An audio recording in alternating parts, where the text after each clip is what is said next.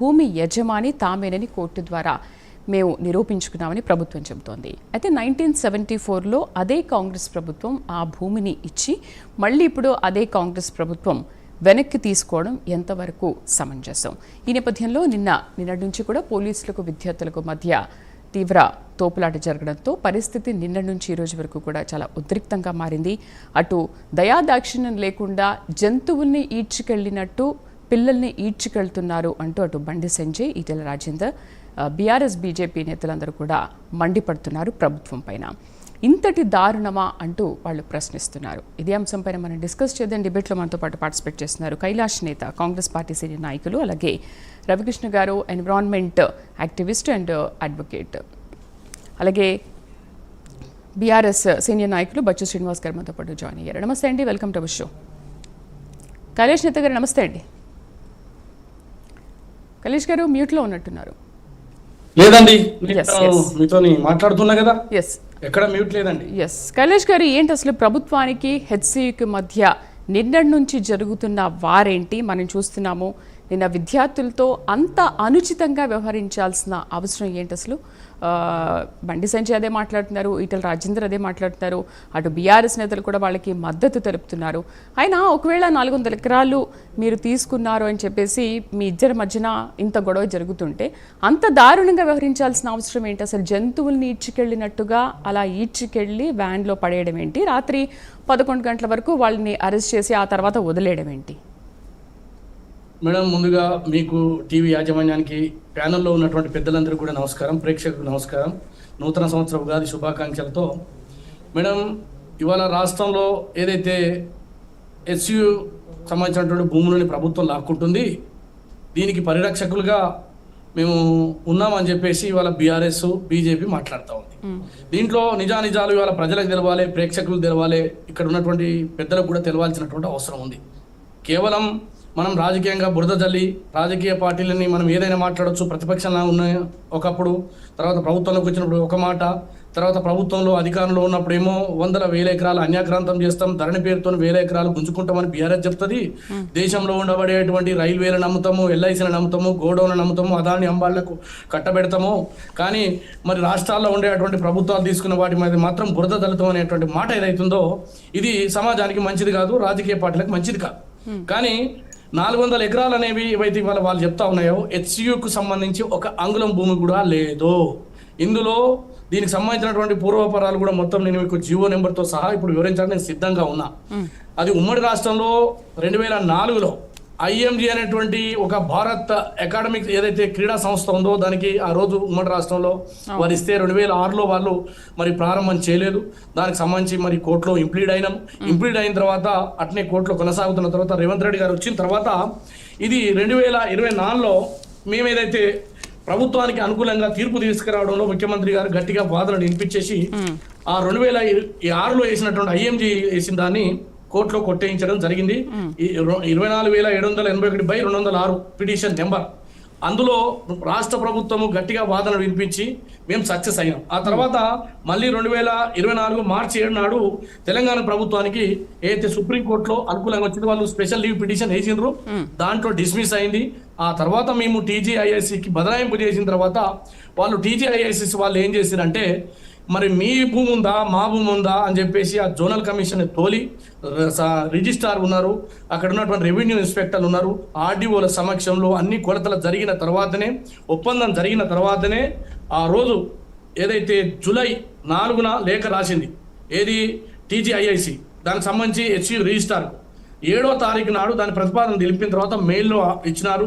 తర్వాత 2024 July 19న register సమక్షంలో engineering university inspector, తర్వాత రెవెన్యూ అధికారులు, మండల సర్వేల సమక్షంలో సర్వే జరిగింది. ఆ సర్వేలో క్లియర్గా ఇందులో ఒక ఇంచు భూమి కూడా హెచ్సియుకు లేదు అని చెప్పేసి 2025 ఫిబ్రవరి నాడు మాస్టర్ ప్లాన్కు సంబంధించి దరఖాస్తు చేసిన తర్వాత ఇవాళ ఏదైతే మాట్లాడుతున్నటువంటి రాజకీయ పార్టీలు మరి 100,000 ఎకరాలు చేస్తున్నప్పుడు బీజేపీ ఈ రాష్ట్రంలో ఒక్కరోజు కూడా మాట్లాడలేదు. దాన్ని గుర్తుంచుకోవాలి. ఇది రాజకీయ ప్రేరేపితంగా వాళ్ళ ముఖ్యమంత్రి రేవంత్ రెడ్డి గారు చేస్తున్నటువంటి అభివృద్ధి పనులకు కానీ రాష్ట్రం ముందుకు తీసుకుపోతున్న ఈ తరుణంలో కావాలని అక్కసుతో జరుగుతున్నటువంటి కుట్రపూరిత రియల్ ఎస్టేట్ వ్యాపారుల దందకు ఇది అడ్డం వస్తుందని చెప్తాను. ఏమండి, ఇలా ప్రకృతి పర్యావరణానికి సంబంధించినటువంటి విషయంలో కూడా ముఖ్యమంత్రి గారు ప్రతి ప్రణాళికలో ఏది దెబ్బతినకుండా అక్కడ ఉన్నటువంటి ఏదైతే రాళ్ళ డిజైన్స్ మారుతుందని చెప్పేసి వీళ్ళు ఆరోపణ చేస్తున్నారు. దానికి ఈ ఎట్టి పరిస్థితుల్లో అగాధం జరగకుండా, అదేవిధంగా అక్కడ లేక్ అంటున్నారు, ఒక్క లేక్ కూడా లేదు. కాబట్టి వీళ్ళు ఇవాళ ఆరోపణలను మొత్తం రెచ్చగొట్టి తద్వారా విద్యార్థులను ఉసిగొల్పి రాజకీయాల్లో ఏ రకంగానైతే మరి అనేక మందిని వాడుకొని వదిలేస్తారో అటువంటి రాజకీయాలకు తెరలేపుతున్నటువంటి భారతీయ జనతా పార్టీ కానీ బీఆర్ఎస్ కానీ ప్రజలకు సమాధానం చెప్పాలి. ఇది రాష్ట్ర అభివృద్ధి కొరకే. రెండో విషయము, విశ్వవిద్యాలయాల భూములు కానీ దానికి సంబంధించినటువంటి కానీ వాళ్ళు ఎక్కడగా ప్రూఫ్ చేయలేరు. కాబట్టి ఏం చేయాలి? ముఖ్యమంత్రిని బదనాం చేయాలి. ముఖ్యమంత్రి గారిని రాజకీయంగా దెబ్బతీస్తానికి ఇది ఒక అస్త్రంగా వాడుకుంటున్నారు. నేను అడుగుతున్నా, మరి తెలంగాణ హైదరాబాద్లో వేల ఎకరాలు అన్యాక్రాంతమైనవి. ఆ భూములన్నీ తీసుకొచ్చి ఇస్తాను బీఆర్ఎస్ ప్రభుత్వం 10 సంవత్సరాలు పరిపాలించింది. స్టూడియోలని 1000 ఎకరాలు ఇచ్చినారు. ఆంధ్ర వాళ్ళు దోచుకున్నారు. రామోజీ ఫిలిం సిటీని దున్నుతా ఇన్ని మాటలు చెప్పిండ్రు. ఒక్క రోజు కూడా ఒక సందర్భంలో కూడా అవన్నీ మర్చిపోయినరు. ఎందుకంటే స్వలాభం కొరకు మాట్లాడుతున్నటువంటి మాటలు. భారతీయ జనతా పార్టీ వాళ్ళు చేస్తున్నటువంటి తప్పులకు అడుగులెత్తుతూ వాళ్ళని బెదిరించి రాష్ట్రపతికి, ఉపరాష్ట్రపతికి అనేక బిల్లులకు వీళ్ళంతా కూడా మద్దతు చేసినారు. అంతేకాదు దేశంలో ఉండబడే ఆస్తులు, అది ఎల్ఐసి కావచ్చు, లేకపోతే దేశంలో ఉండబడే ప్రభుత్వ రంగ సంస్థలు కావచ్చు, తర్వాత విమాన రంగం కావచ్చు, అన్నిటినీ పూర్తిగా అంబానీ ఆదరణ కట్టబెట్టి దేశాన్ని దోచుకొని మరి 100 లక్షల కోట్ల రూపాయలు ఇవాళ 10 సంవత్సరాల్లో నరేంద్ర మోడీ గారు అప్పు చేసి దేశంలో ఉండబడే సంస్థలు మొత్తం బ్యాంకులను లూటీ తీసి వీళ్ళు ఇవాళ మా గురించి మాట్లాడటం ఎంతవరకు సమంజసం మేడం? ఎట్టి పరిస్థితుల్లో ఈ ప్రభుత్వం విద్యార్థులకు కానీ యువతకు కానీ 100% అనుకూలం ఉన్న ప్రభుత్వం. అందుకోసమే రాజీవ్ యువ వికాసం తీసుకొచ్చినాము. 57,000 ఉద్యోగాలు వేసినాము. వాళ్ళ లెక్క ధర్నా చౌక్ ఎత్తివేయలేం మేడం. మేము ధర్నా చౌక్ ఎత్తివేసి 100,000 మంది పోలీసులను ఉపయోగించి తుపాకులను హక్కుపెట్టి 10 సంవత్సరాలలో ప్రజాస్వామ్యాన్ని కూని చేసినటువంటి దొంగల దోపిడి ముఠా బీఆర్ఎస్ పార్టీ. అటువంటి పార్టీకి మమ్మల్ని ప్రశ్నించే నైతికత హక్కుందా? రైతు చట్టాలను తీసుకొచ్చి వేలాది మంది బలిదానం చేసినటువంటి సందర్భంలో ఒక్కరోజు స్పందించలే భారతీయ జనతా పార్టీ.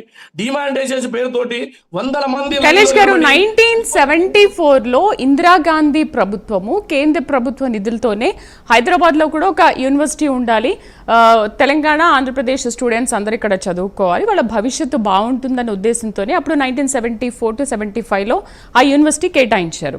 బట్ అప్పుడు రిజిస్ట్రేషన్ చేసుకోకపోవడం ఎవరి తప్పు? ఇప్పుడు కాంగ్రెస్ ప్రభుత్వం 1975లో మీరే ఇచ్చారు, మళ్ళీ ఇప్పుడు వచ్చాక మేము 25 ఏళ్ళు దీని గురించి పోరాటం చేసి మళ్ళీ మేము దీన్ని దక్కించుకున్నామని అంటున్నారు. మీరే ఇస్తున్నారు, మీరే తీసుకుంటున్నారు. మేడం, ఇప్పుడు హైకోర్టులో సెంట్రల్ యూనివర్సిటీ ఇంప్లీడ్ కాలేదు, ఎంఓయూలో వీళ్ళకి సంబంధం లేదు. రాష్ట్ర ప్రభుత్వం ఆనాడు ఉమ్మడి ఆంధ్రప్రదేశ్లో జరిగినటువంటి ఆ రోజు ఐఎంజీ అనేటువంటి సంస్థ కేటాయింపులు చేసి వాళ్ళు ప్రారంభం చేయకపోవడంతో రాష్ట్ర ప్రభుత్వము ఆ కోర్టులో గాని తర్వాత సుప్రీం కోర్టులో గాని ఇంప్లీడ్ అయ్యి గెలవడం జరిగింది. ఇది రాష్ట్ర ప్రభుత్వం యొక్క విజయము. 2006లో మళ్ళీ తీసుకున్నారు. మళ్ళీ వైఎస్ రాజశేఖర రెడ్డి ప్రభుత్వం వచ్చిన తర్వాత మళ్ళీ ఇచ్చారు. అప్పటికి కూడా వాడుకోకపోతే వాళ్ళు రిట్ పిటిషన్ వేశారు కదా మళ్ళీ అందులో కూడా. నేనేమంటున్నా, దీంట్లో ప్రభుత్వము 100% వాళ్ళు చేయనటువంటి పనిని తిరిగి జీవోల ద్వారా రద్దు చేసి దాన్ని వాళ్ళు హైకోర్టులో పిటిషన్ వేసిండ్రు. దానికి వ్యతిరేకంగా వాదనలు రాష్ట్ర ప్రభుత్వం వినిపించింది. సుప్రీంకోర్టు వేరు స్పెషల్ లీవ్ పిటిషన్ వేసిండ్రు, డిస్మిస్ అయింది. ఆ తర్వాత వెనువెంటనే ప్రభుత్వం రంగంలోకి దిగి రాష్ట్ర అభివృద్ధి శ్రేష్ఠ టీజీఐఎస్సి కేటాయించింది. టీజీఐఎస్సి లేఖలు రాసింది, రండయ్యా కొలుసుకుందాం, మీ భూమి ఎంతుందో మా భూమి ఎంతుందో. వాళ్ళ సమక్షంలో రిజిస్టర్ ఉన్నాడు, ఇన్స్పెక్టర్లు ఉన్నారు, ఆర్డీఓలు ఉన్నారు, కలెక్టర్లు ఉన్నారు, అందరూ కలిసి సర్వే చేసిన తర్వాత మా భూమి లేదని చెప్పిండ్రు. కాబట్టి ఇది రాష్ట్ర ప్రభుత్వాన్ని 100% ఇది ఊకనే వ్యక్తులకు లేకపోతే చీకటి సంస్థలకు కేటాయించేది కాదు. బహిరంగంగా అంతర్జాతీయ ప్రమాణాలతోటి ఐటీ పరిశ్రమలు కానీ లేకపోతే మరొక సంస్థలకు కానీ ఇచ్చే కార్యక్రమం 100% రాష్ట్ర ప్రభుత్వము ఒక చిత్తశుద్ధితో పనిచేస్తుంది. చీకటి ఒప్పందాలతో మేము పనిచేయటం లేదు. రైట్ మాట్లాడదాం. రవికృష్ణ గారు నమస్తే అండి, ఎన్విరాన్మెంటల్ యాక్టివిస్ట్ అండ్ అడ్వకేట్.